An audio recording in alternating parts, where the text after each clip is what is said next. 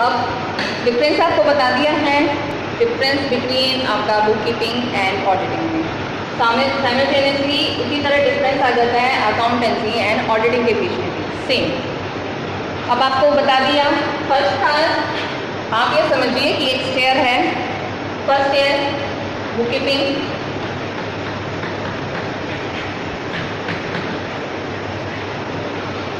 Okay.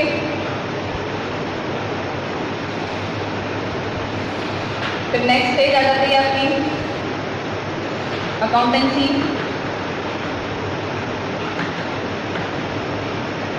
और last one is auditing. ये आपके स्टेजेस हैं या स्टेप्स हैं, आप खुद भी समझ सकते हो इनको, कि जब आप पहले ये चढ़ोगे फिर आप अकाउंटेंसी पे जाओगे और फिर आप ऑडिटिंग पे जाओगे। तो फर्स्ट और थर्ड के बीच में हमने डिफरेंस आपको बता दिया है। अब आ जाता है बात सेकेंड एंड थर्ड की, कि आप डिफरेंस बताएंगे ऑडिटिंग अकाउंटेंसी एंड ऑडिटिंग में से। अब अकाउंटेंसी हमने आपको पहले डिस्कस कर दिया है, जब मैंने बुक कीपिंग भी समझाया था, थोड़ा अभी में बताया था कि व्हाट इज अकाउंटेंसी, कि अकाउंटेंसी में क्या क्या चीज़ की जाती हैं आपकी। फर्स्ट अकाउंटेंसी में आपके ट्रायल बैलेंस बनेगा,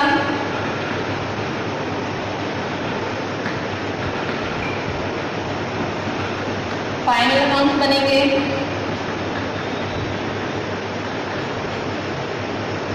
प्रॉफिट एंड लॉस को मैं trading, profit and loss of preparation एक साथ ही लिखना चाह रही हूँ, पर मैं उसके लिए शॉर्ट में प्रॉफिट एंड लॉस के नाम से उसको लिख रही हूँ बोर्ड पर। फिर आ जाता है आपका रेक्टिफिकेशन ऑफ एरर,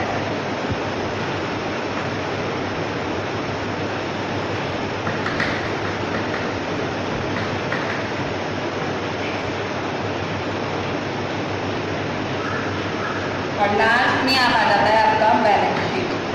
ठीक है, बैलेंस शीट आपको पता है ये सीक्वेंस मैंने ऊपर नीचे कर रखी है, सिर्फ जर्नलिस्टों के इस फॉर्मेट में भी क्वेश्चन सॉल्व नहीं कर रहे हैं, सिर्फ बता रहे हैं कि अकाउंटेंसी में क्या क्या इंक्लूड किया जाता है। आपको पता ही है बैलेंस शीट लास्ट में बनती है, रेक्टिफिकेशन ऑफ एरर पहले आएगा, ट्रायल बैलेंस बनेगा, फाइनल अकाउंट बनेंगे, फाइनल अकाउंट के बाद आप trading and profit and loss account prepare करोगे।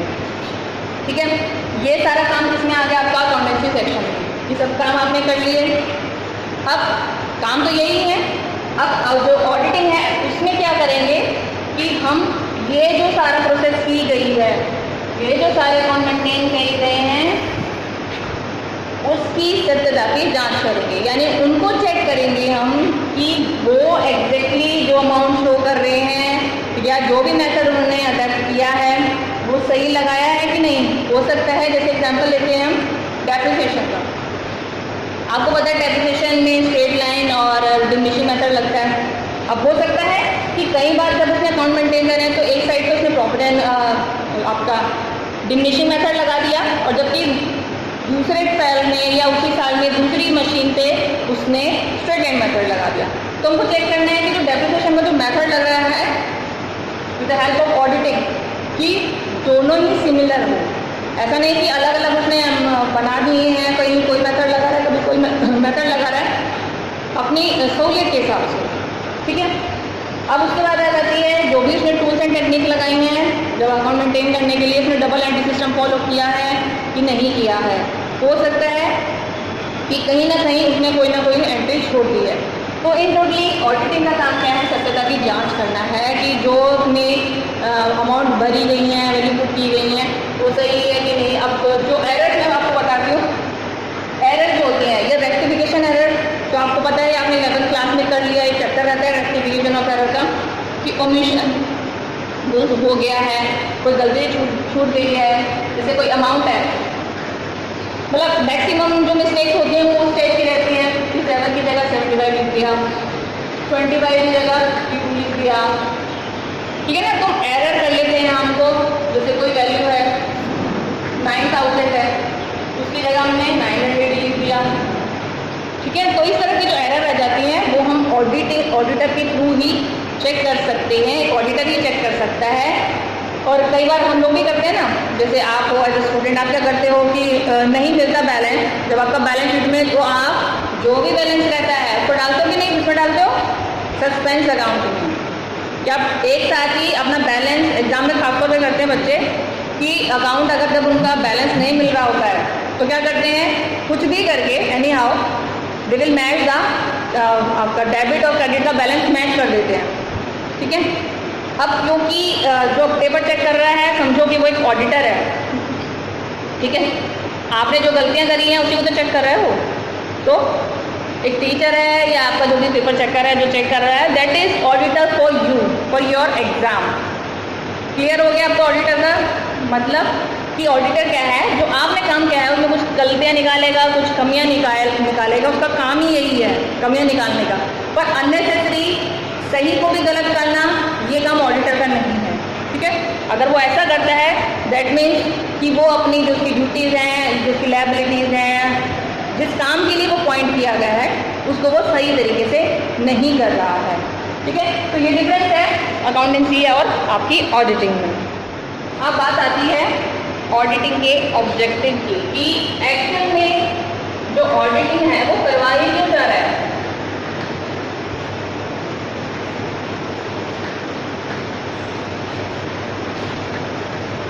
तो हम क्यों करवा रहे हैं ऑडिट, हमको क्या जरूरत पड़ी है ऑडिट करवाने की, ठीक है। तो हमको चेक करना है कि क्यों करवाया जाता है। अब क्योंकि अकाउंटेंसी में ऑप्शनल हो सकता है ये, ठीक है, सब संस्थाएं ऑडिटिंग नहीं करवाती हैं, कुछ करवाती हैं, कुछ के लिए जो बड़ी कंपनीज रहती हैं उनके लिए सरकार ही अपॉइंट करती है ऑडिटर, कि उनकी ऑडिटिंग होनी ज़रूरी है, क्योंकि बड़ी संस्थाओं में बनी बड़ी कंपनीज में लोग इन्वेस्ट करते हैं। जो इन्वेस्टर है उनके लिए रिपोर्ट मस्ट है, वो रिपोर्ट के आधार पर ही इन्वेस्ट करेंगे, और रिपोर्ट कैसे प्रिपेयर होगी, ऑडिटर के द्वारा, ठीक है, कि ऑडिटर को ही रिपोर्ट प्रिपेयर करनी है। तो ऑब्जेक्टिव आ जाता है ऑडिट का। इससे पहले एक चीज़ मैं और बताऊंगी कि जो ऑडिटिंग है उसको कुछ संस्थाओं में कुछ लोग क्या कहते हैं कि ऑडिटिंग इज़ अ लग्जरी, एक विलासिता की चीज़ है, कि बहुत ज़रूरी नहीं है आपको करवानी है, आप छोड़ भी सकते हो ऑडिटिंग को। क्योंकि क्यों कहते हैं इसको विलासिता, कि जो कंपनी अफोर्ड कर सकती हैं एक ऑडिटर वो ही करवाती हैं, सब संस्थाएं नहीं करवाती हैं। वो क्या करती हैं, अपना ही जो उनका अकाउंटेंट रहता है उसी से चेक वेरीफाई करवा लेती हैं कि दैट इज ओके, कि हमारी संस्था ने जो भी अकाउंट मेंटेन कर रहे हैं दैट आर ओके, उनमें कोई कमी नहीं है। इसलिए इसको विलासिता के साथ जोड़ दिया जाता है। एक तो इसमें तो टाइम का थोड़ा यूज ज़्यादा होता है, टाइम कंज्यूमिंग ज़्यादा है, क्योंकि जो ऑडिटर है वो ए से लेकर जेड तक पूरा साल का या जितने भी टर्म के लिए, टाइम के लिए, एक साल, क्वार्टरली, 3 मंथ के लिए वो जब ऑडिटिंग करता है तो सारा स्टाफ को जो भी आपके अकाउंट से रिलेट करता है सबको उसमें इंक्लूड कर लेगा कि आप बताइए, आप बुक्स दिखाइए, आप ये करिए। तो थोड़ा टाइम कंज्यूमिंग होता है कंपैरेटिव टू अकाउंटेंसी, ये तो मानते हैं हम, ठीक है। अब आती है ऑब्जेक्टिव की। सबसे पहले जो मेन ऑब्जेक्टिव है ऑडिटिंग का वो क्या है, टू चेक एक्यूरेसी।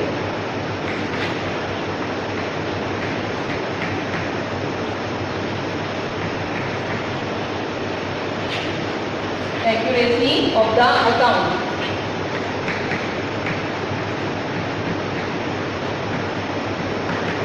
संस्था के जो खाते हैं उसकी सत्यता की जांच करेगा। ऑडिटिंग ऑब्वियस है कि सत्यता की जांच करने के लिए ही की जा रही है कि how much they are accurate, कितने ज़्यादा वो सही हैं, ठीक है।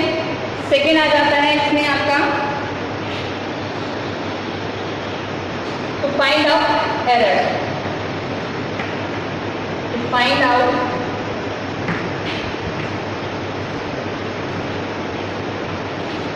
एरर्स, यानी कि अशुद्धियों का पता लगाना। अशुद्धियों का ऑब्वियस है कि अशुद्धियों का पता लगेगा तभी हम उसकी सत्यता की जांच कर सकते हैं। अगर हमें गलतियां ही नहीं पता तो हाउ कैन यू इमेजिन कि हम उसको वेरीफाई करेंगे, चेक करेंगे, हम कर ही नहीं सकते हैं, ठीक है। तो अब क्योंकि एरर का काम चेक करना है तो सबसे पहले उसको भी ज्ञान होना चाहिए कि गलतियां जो हैं वो कौन कौन सी हो सकती हैं। एरर के बारे में पता भी तो होगा। जैसे एग्जांपल लेते हैं, जैसे आपका पेपर कोई चेक कर रहा है, तो पहले उसको नॉलेज होगी पेपर चेक करने की, तभी तो वो चेक करेगा। अगर मेरे को कुछ आता ही नहीं है, सपोज मैं कहती हूँ, एग्जांपल लेती हूँ मैं अपना, जैसे मैं कहती हूँ कि मुझे नहीं आता, तो मैं आपको जज कैसे करूँ? मुझे आता है तभी मैं आपको जज कर सकती हूँ कि आपने जो काम किया है वो सही है या गलत किया है, ठीक है। तो यानी कि जो ऑडिटर है उसको अकाउंटेंसी की पूरी नॉलेज होनी चाहिए और उसको बुक कीपिंग की भी पूरी नॉलेज होनी चाहिए, यानी कि थर्ड पार्टिसिपेंट को फर्स्ट और सेकेंड दोनों का ही काम आना चाहिए, ठीक है। हो सकता है कि अकाउंट में गड़बड़ी है, अब उसने सारा चेक कर लिया, कैलकुलेशन में कोई गड़बड़ी नहीं है, ठीक है। तो अब क्या करेंगे? हो सकता है कि फर्स्ट वाला जो आदमी था, जो कि आपका बुक कीपर है, उसने कोई ट्रांजैक्शन को रिकॉर्ड में लिखा ही नहीं है। अब जब लिखा ही नहीं है तो वो अकाउंट में नहीं खुलेगा, अकाउंट में नहीं शो करेगा। जब वो शो नहीं करेगा तो वो एरर को फाइंड आउट कर ही नहीं सकता। तो इसलिए उसको फर्स्ट पर्सन का, एक बुक कीपर का और एक अकाउंटेंट का, दोनों का ही काम आना चाहिए, तभी वो एरर को निकाल सकता है, फाइंड आउट कर सकता है। फिर खड़ा रहता है कपट का पता लगाना, यानी कि फ्रॉड का पता लगाना। फ्रॉड बहुत बड़ी चीज़ है। आपकी संस्था के साथ अगर सपोज आपका ही कर्मचारी कोई धोखा कर देता है तो फाइंड आउट फ्रॉड।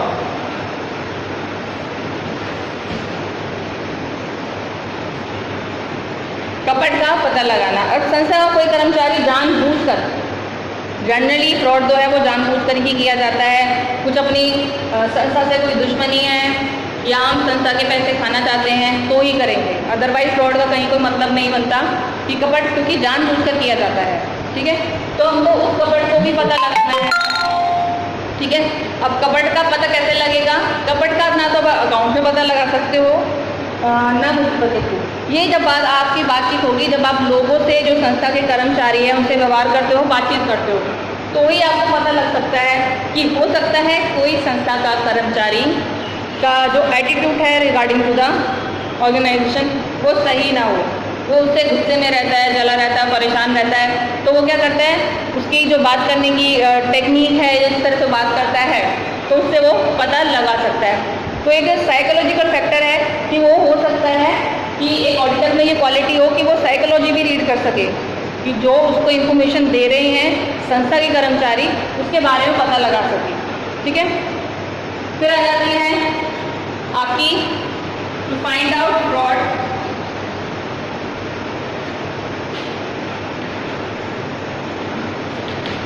फिर to stop fraud and error, दोनों को ही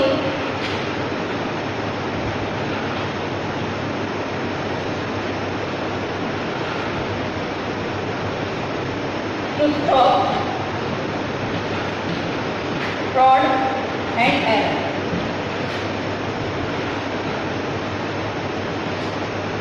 अब ऑडिटर का काम क्या है? सिर्फ पता लगाना ही काम नहीं है, उसका काम इन दोनों ही चीज़ों को रोकना भी है कि संस्था में अगर कोई कर्मचारी कपट करता है, जानबूझकर कुछ गलतियां करता है, जानबूझकर या अनजाने में, उसको रोकना भी काम बनता है ऑडिटर का, ठीक है। अब ऑडिटर आएगा थोड़े से दिन के लिए, क्या क्या काम करेगा वो, ठीक है ना। बात यहाँ आ जाती है कि उसका काम तो सिर्फ चेक करना है। अब वो क्या करेगा कि ऑडिटर, उसको पता तो लग गया, पर जिससे व्यक्ति से संबंधित है वो फ्रॉड या एरर, उसको वो ज़रूर उससे इंट्रोड्यूस करवाएगा, अवगत करवाएगा कि आपने ये जो अकाउंट मेंटेन किए हैं ये आपकी वजह से गड़बड़ हुए हैं, आप भविष्य में ऐसा नहीं करना और आपको क्या करना है। और जो संस्था का टॉप मैनेजमेंट है उसको ज़रूर रिपोर्ट देगा उस चीज़ के लिए कि आपका ये जो कर्मचारी है जानबूझकर गड़बड़ियाँ कर रहा है अपने खाते में, आपकी संस्था की जो इमेज है वो खराब कर रहा है, ठीक है। एरर हो सकता है, कुछ लोगों से बहुत ज़्यादा गलतियाँ होती हैं, ठीक है। आपने भी कई बार देखा होगा कि कुछ लोग ऐसे होते हैं जानबूझकर नहीं करते पर उनसे अनजाने में बहुत सारी गलतियाँ हो जाती हैं, पर एक लिमिट तक, एक जैसे आप कोई गलतियाँ कर रहे हो तो एक लिमिट तक ही टॉलरेट हो सकती हैं, उसके अगर आप बियॉन्ड ज़्यादा गलतियाँ करते हो तो संस्था को नुकसान करने वाली गलतियाँ बन जाती हैं, जिससे संस्था को नुकसान होता है। तो ऑडिटर का काम क्या है? फ्रॉड का भी पता लगा लिया, एरर का भी, अब उसको रोकना है कि भविष्य में ये एरर या फ्रॉड करने वाला जो व्यक्ति है या कर्मचारी है उसको बताया जाए कि आपकी गलती पकड़ ली गई है, भविष्य में आप ऐसी गलतियाँ नहीं करोगे, नहीं तो आपको काम से हटा दिया जाएगा, या जो भी कंडीशन उस टाइम उनका जो डिसीजन उनका टॉप मैनेजमेंट लेता है उसका काम टॉप मैनेजमेंट को भी बताना है, और संस्था का जो कर्मचारी है जो उस सिचुएशन से रिलेट कर रहा है उसको भी बताना है। फिर आ जाता है आपका fifth point,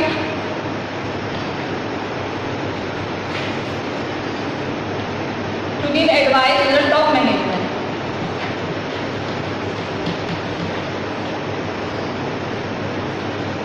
to the top management.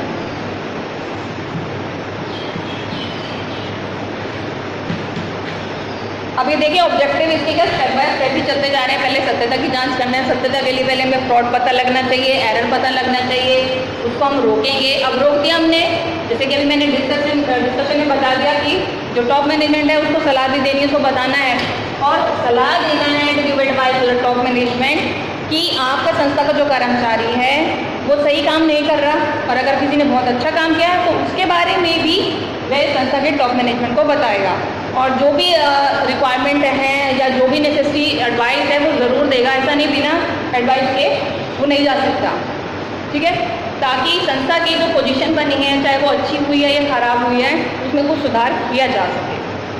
फिर नेक्स्ट आ जाता है आपका एक्सटेंडर, टू फाइंड आउट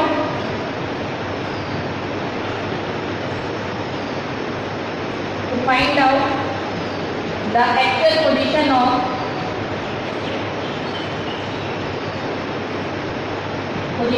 company।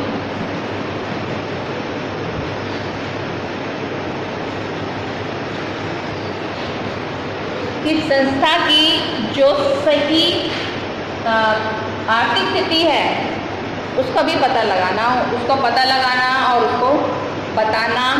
किसके माध्यम से बताएगा वो? जब वो एक रिपोर्ट प्रिपेयर करेगा। तो these are the points of objective of the audit, इसका क्या क्या काम करता है, ठीक है। तो ये ऑब्जेक्टिव है, इसी के आधार पर उसको काम करना पड़ता है। क्यों एक ऑडिटर अपॉइंट कर रहे हैं हम, करने का उद्देश्य क्या है। अब ये कई संस्थाओं में ऑडिटर ना भी अपॉइंट किया तो भी काम चल जाता है, ठीक है। काम क्यों चल जाता है कि हो सकता है कि वो संस्था इतनी बड़ी नहीं हो, इतना बड़ा टर्नओवर जनरेट नहीं कर रही हो। जिसमें आपको एग्जाम्पल देती हूँ, सपोज एक छोटी सी दुकान है कोई, ठीक है, एक छोटी सी दुकान है तो वहाँ ऑडिटर अपॉइंट करने की ज़रूरत नहीं है। जैसे आपकी जो भी कंफेक्शनरी की दुकान रहती है छोटी मोटी, जो रोज़ इतनी कमाई नहीं करते हैं, तो वहाँ ऑडिटर की ज़रूरत नहीं है, वहाँ छोटा सा काम वो अकाउंटेंट के थ्रू कर लेती है, ठीक है। अब कोई एक दुकान बड़ी है, जैसे मॉल हो जाता है, ठीक है, अब वो थोड़ी सी तो कमाई करते नहीं दिन भर में, उनका जो रेवेन्यू आता है, जो उनकी आय होती है दिन भर की वो ज़्यादा रहती है, तो वहाँ पर आपको ऑडिटिंग करवाने की ज़रूरत है। अब एक रीज़न मैं बताती हूँ ऑडिटिंग करवाने की ज़रूरत क्यों पड़ गई, ठीक है। जैसे मेरी संस्था है, ठीक है, मेरी संस्था है, मैं यहाँ मेरा बिजनेस यहाँ है, मैं किसी दूसरे सिटी में बैठी हुई हूँ, ठीक है। एक बुक कीपर है अपॉइंट कर दिया मैंने, अकाउंटेंट अपॉइंट कर दिया, बुक कीपर अपॉइंट कर दिया है, वो अपना काम कर रहा है, ट्रांजेक्शन रिकॉर्ड करता जा रहा है, अकाउंटेंट बैठा हुआ है काम करे जा रहा है, ठीक है। अब मैं वहाँ बैठी हूँ पर मुझे लग रहा है कि हो सकता है कि मेरा खुद का बिजनेस ज़्यादा इनकम जनरेट कर रहा है, प्रॉफिट हो रहे हैं, पर जब मैं बुक्स देखती हूँ उठा के तो मुझे ऐसा नहीं लगता कि बहुत ज़्यादा इनकम हो रही है। तो मैं खुद के बिजनेस के लिए भी ऑडिटिंग करवा सकती हूँ कि जब मुझे शक है कि मेरा जो अकाउंटेंट है वो सही काम नहीं कर रहा है, अगर वो सही नहीं करता है तो मैं खुद अपनी संस्था की भी ऑडिटिंग करवा सकती हूँ, ताकि मुझे सही आर्थिक स्थिति पता लग सके कि संस्था में जो बुक कीपर है या ऑडिट हमारा जो अकाउंटेंट है वो सही काम कर रहा है और विश्वास का है। ओके, तो क्लियर हो गया है ऑब्जेक्टिव, जितना आज की क्लास में आपको बताया है सारा ये आपको क्लियर हो गया होगा। आप एक बार और देख सकते हैं ऑब्जेक्टिव बोर्ड पर, fraud and error find out कर लिया, स्टॉप कर लिया और एडवाइस दे दिए, और जो एक्चुअल पोजीशन है ऑफ द कंपनी वो भी ऑडिटर को एक रिपोर्ट के थ्रू बता दी जाएगी। Thank you so much for watching my video.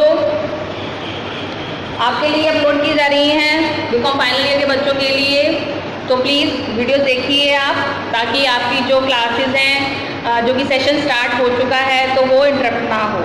Thank you so much.